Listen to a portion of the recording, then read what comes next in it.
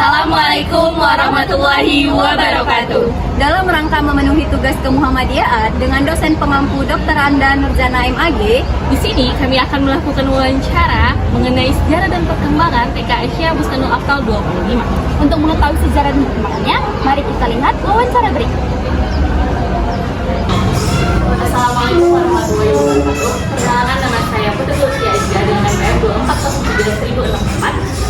Saya Natasha Selain dengan NPM 2403.054. Di sini kami sudah bersama Ibu Suci Purwati sebagai kepala sekolah di TK Aisyah 25. Jadi kami ingin mewawancarai bagaimana sejarah dan perkembangan TK Aisyah Bustanul Aftal 25 ini. Baik, agar tidak panjang waktu, kita mulai wawancaranya. Jadi pertama, bagaimana awal mula berdirinya TK Aisyah Bustanul Aftal 25 ini? Seperti siapa yang merasai, tahun berapa, dan bagaimana latar belakangnya? Mungkin sejarah TK berdirinya TK Aisyah Bustanul Aftal 25 ini itu awal mulanya pasti mereka dibentuk oleh senior Haji Madahlah pendiri Muhammadiyah Nyai Ahmad Dahlan atau biasa disebut dengan Nyai Tuan Dahlan. Di sini ada penerusnya yang dari berdirinya dari tahun 2019 sampai tahun ini ada pengurus dari dan ketua BCA dari sekolah dan keadaan ini dari saya belajar di sini dari tahun 2023 sampai sekarang. Dan di sini saya sebagai kepala sekolah di sini gitu. Dan di sini juga ada ibu gurunya, di sini ada 5 orang guru. Dan di sini ada 3 kelas dan selebihnya itu 1 guru PU. Jadi sejarah itu sampai sekarang itu biasanya mungkin Kalau motivasi berdirinya Abah 25 ini pertama motivasi tentang Aisyah ya. Ini kan TK Aisyah, otomatis TK Aisyah kan tentang mengangkat derajat wanita. Nah, kenapa dibuat TK Aisyah? Agar wanita-wanita Aisyah itu berkembang untuk bisa melakukan amal besar mereka. Mereka membuat TK Aisyah gitu. Dan di sini kan TK Aisyah Bustanul Aftal itu 25 Medan ini dibangun dan didasarkan dengan niat dari orang tua yang mereka yang ingin berkembang dari ibu-ibu dan motivasi dari ibunya Walidah tadi sampailah sekarang alhamdulillah berkembang dari masa ke masa, dari bangunannya sampai juga kegiatan-kegiatannya masih berkembang juga. Itu bagaimana kondisi sarana dan prasarana ketika TK Aisyah Bustanul Aftal ini pertama kali berdiri. Dan saya lihat ya betul-betul hasil ada mereka berikan bentuk file juga saya melihat ada sangat perubahan sama dalam hal di luar, di dalam bisa kita lihat di sini ada digital ya dari pemerintah.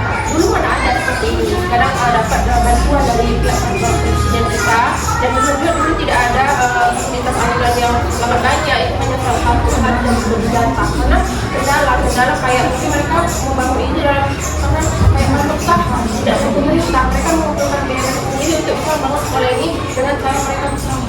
Jadi perkembangannya alhamdulillah sangat pesat bersama dalam fasilitas. Terus tantangan apa saja yang pernah dihadapi pada masa awal berdirinya TK Aisyah Bustanul Aftal dan bagaimana cara mengatasinya? Kalau tantangan pasti ada ya, pihak sekolah pasti sangat menghadapi tantangan terutama dalam apa berdirinya. Otomatis dalam pendidik ya, karena sebelum kita mencari anak kita harus tahu pendidiknya siapa. Lalu kita cari anak yang pendidik siapa seperti itu. Dan ini kemarin alhamdulillah juga dari awal berdirinya ini pendidiknya itu dari ibu-ibu yang besar ini mereka berupaya untuk bisa bekerja dulu sebelum anak pendidik yang mempunyai fase anak-anak ini gitu. Baru saya perkembangan dari tahun ke tahun hingga akhirnya sekarang ini mereka mengambil atau merekrut nih mahasiswa yang ada di Medan terutama Sumatera Utara ini terutama di Umsu juga mereka mengambil mahasiswa yang berprestasi dalam bidang Perkenalkan, nama saya Siti Nurhayati dengan NPM 2403.1065 dan teman saya Naksana Raditya Monik dengan NPM 2403.1052. Jadi kami akan melanjutkan pertanyaannya.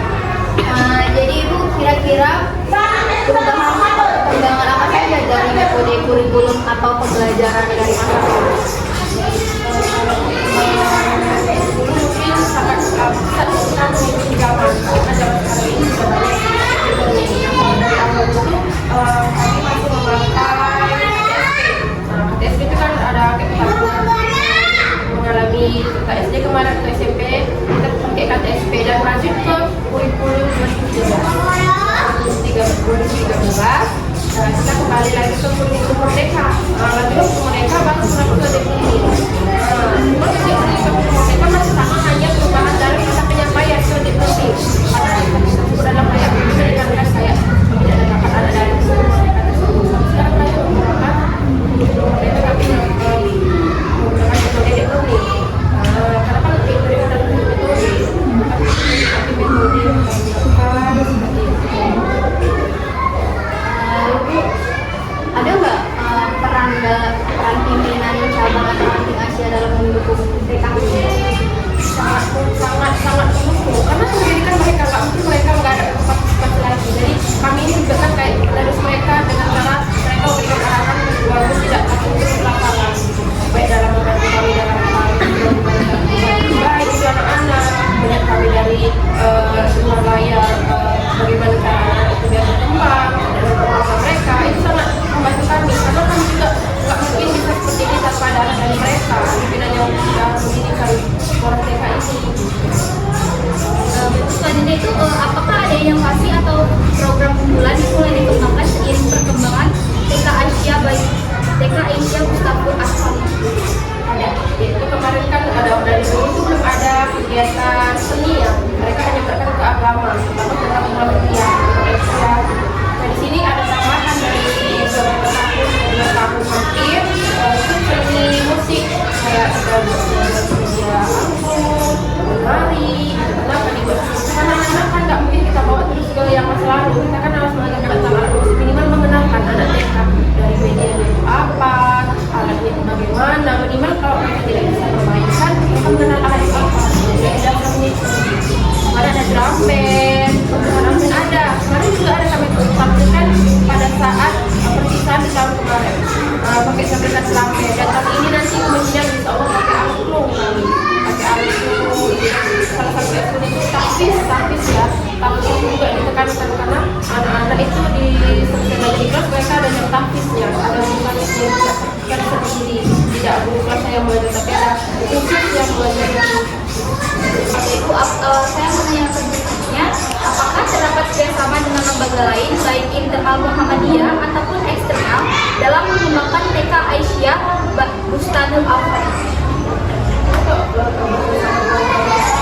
Kadang TK itu kan berhubungan dengan yang sendiri dan kebetulan ada universitas Muhammadiyah dan kami sangat bersemangat dengan mereka. Makanya kami dulu juga di sini merasa ada yang buku yang mereka ada buku jadi mereka tuh kemudian kata oh dia kasih makanya kadang-kadang kalau untuk sering kesini jadi mereka mengatakan kalau masalah seperti itu tapi kalau di luar itu kayak ada kan kita kadang-kadang anak-anak sering melakukan kegiatan apa ya namanya membuat kayak cek kesehatan puskesmas terdekat ada kami selalu bekerjasama dengan mereka bahwasanya anak-anak setiap tahun itu cek ke situ gitu. Jadi kami juga bilang bahwasanya kami ingin berkunjung nih bu, jadi tinggal informasi tidak perlu lagi terus apa karena memang sudah bekerjasama dari awal karena mempermudah kegiatan kita pada saat ini tentang kesehatan anak.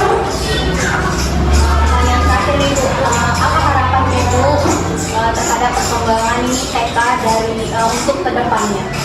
Perkembangannya sangat banyak ya, ingin menggunakan film itu saya ingin banyak ini target saya, cuman yang paling saya harapkan adalah dari mereka Abad 25 ini semoga makin baik yang kedepannya untuk kenal sekolah TK Abad 25 baik di kalangan masyarakat, kalangan anak-anak, anak muda, terutama mahasiswa yang jurusan PAUD terutama walaupun paling jurusan PAUD bolehlah menginformasikan PKL ini ya. Jadi kembali kayak memberikan ya kalau positif yang positif, kalau negatifnya dibuang aja, nggak perlu gitu. Terus kalau perkembangan anak-anak terutama mereka nyaman di sekolah, kami ingin anak-anak nyaman. Kalau anak-anak nggak nyaman di sekolah, bagaimana mereka bisa mendapatkan ilmu yang baru gitu. Yang kedua mungkin buat kualitas ilmunya, masyarakat guru kami itu kualitas walaupun biasa yang dulu nggak harus belajar, tapi harus belajar. Itu justru guru yang harus banyak belajar daripada anak guru. Karena kita sebagai guru kan kita yang menyalurkan ilmu, bukan anaknya yang menyalurkan. Kita yang menyalurkan, mereka menerima. Jadi saya pemerintah dan banyak kerjasama dengan pihak lain yang bisa membantu kami untuk berkembang, kegiatan-kegiatan di rumah. Kemarin kami sempat melakukan kegiatan parenting baru ini aja. Alhamdulillah dari pusat kami ambil materinya, jadi mereka menerima dan mereka membantu sangat membantu kami bisa memberikan kami motivasi kepada orang tua agar bisa kayak bersikap positif terhadap sekolah kita. Ada negatifnya kita diskusikan di sekolah, jangan dibawa keluar sekolah. Mungkin itu sih yang kami harapkan dari sekolah kami. Jadi sekian wawancara kami dengan Kepala Sekolah TK Starul Atfal 25 ini. Kami akhiri. Assalamualaikum